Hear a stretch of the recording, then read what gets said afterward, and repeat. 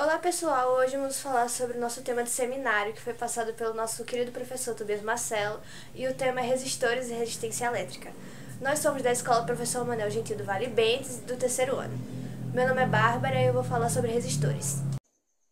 Meu nome é Natália Cauana, sou do terceiro ano A e vou falar sobre resistência elétrica. Bom dia, meu nome é Darliane, eu sou do terceiro ano A da manhã e vou falar sobre o que os resistores fazem. Sou Ana Beatriz do terceiro A e eu vou falar as duas perguntas mais frequentes sobre o assunto. Os resistores são componentes eletrônicos que limitam o fluxo de corrente elétrica em um circuito. Eles são projetados para oferecer uma resistência específica, que é medida em OHMS, que é a letra grega ômega. Os resistores podem ser encontrados em várias formas e tamanhos diferentes, e a sua principal função é controlar a quantidade de corrente que passa por um circuito, protegendo os outros componentes de danos.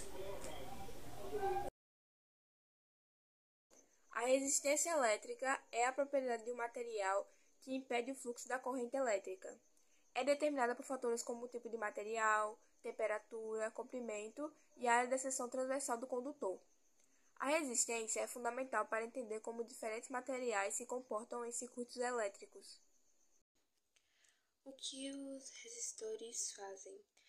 Primeiro, o controle de corrente. Eles limitam a quantidade de corrente que pode passar por um circuito, evitando sobrecargas. Segundo, divisão de tensão.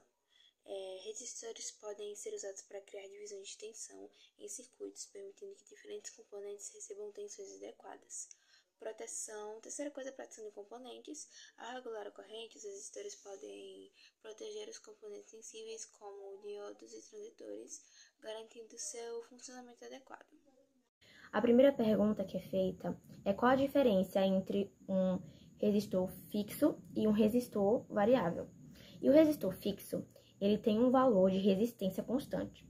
Já o resistor de variável tem como um potenciômetro e permite ajustar a resistência conforme o necessário.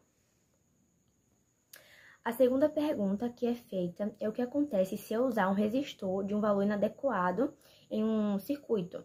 E se usar um resistor de um valor inadequado, pode causar sobrecarga ou subcarga nos componentes